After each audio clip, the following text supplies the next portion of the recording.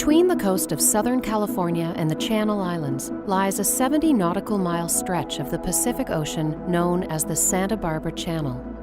The exciting things about this region, the Southern California Bight and the Santa Barbara Channel in particular, is it's one of the most reliable places to see concentrations of blue whales anywhere in the world. Blue whales occur throughout the world's oceans and occurred in some of their largest numbers in the Southern Ocean.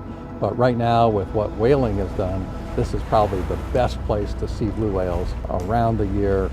There are areas you can get hundreds of blue whales in an area feeding, and that's something you don't run into anywhere else in the world. This same channel also serves as an important passageway for another ocean giant, container ships. Maritime shipping is the lifeblood of the global economy. At any given moment across the globe, thousands of container ships are steaming across oceans, delivering 90% of our everyday goods and products. In the Santa Barbara Channel alone, more than 2,700 ships power through these waters annually, making it a very busy shipping lane.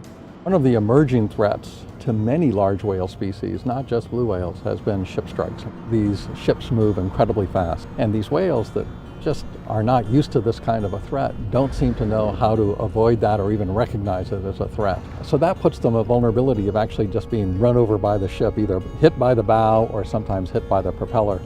We understand that no ship captain wants to hit a blue whale or a humpback whale or a fin whale as they come through the channel. We also understand that they have busy schedules to keep as they move the world's goods from Asia to the West Coast.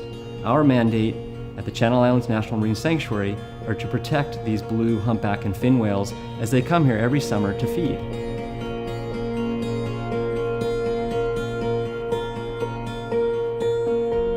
Shipping has also been linked to increased air pollution in coastal communities.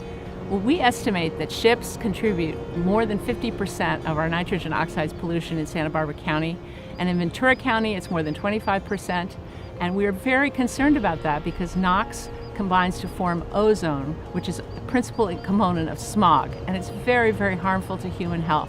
We're worried about exhaust in this community.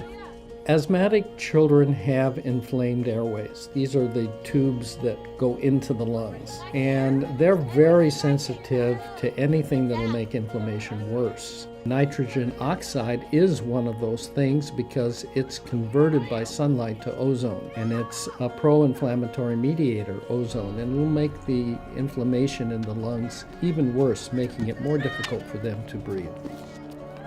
Groups from Santa Barbara and Ventura counties formed a unique partnership to try a new approach: voluntary vessel speed reduction. The Vessel Speed Reduction Incentive Program offers financial incentives to ships that are willing to slow down voluntarily as they pass through the Santa Barbara Channel. On average, ships traveling through the Santa Barbara Channel are traveling 14 to 18 knots. In the incentive-based program, we're asking that they slow down to 12 knots, and we're offering a bonus if they're willing to slow down to 10 knots. There are certain speeds where the vessels are more energy efficient and therefore use less fuel and produce fewer air emissions. Reducing speed really does reduce air pollution. The way that works, it's just like your car. As you know, your car is more fuel efficient, say if you're operating at 45 or 55 rather than say at 85. So slowing down does get you that better fuel efficiency. The same thing is true with a vessel. By slowing down the vessel to something closer to the optimal speed, we can reduce fuel consumption, and that reduces the air pollution. Maersk is really committed to a healthy environment, and that's why we really value this opportunity to partner with this innovative team on this voluntary speed reduction program. This program is really what I think we all aspire to achieve.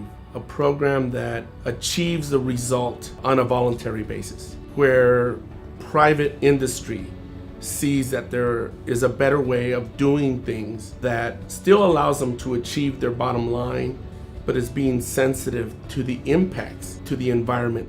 It's always gratifying when you can work in partnership with private industry, and we've been very excited to see the way the shipping companies have really come to the table, have talked to us about the program, have helped us form the program, and are now very actively participating in the program.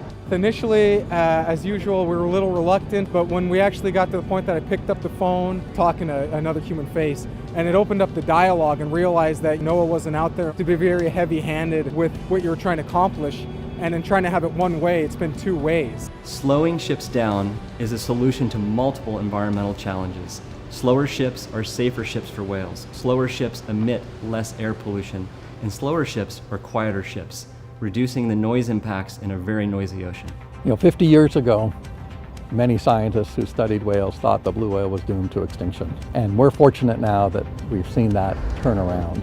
Populations around the world are slowly recovering, and one of the biggest success stories we have here is in the Santa Barbara Channel.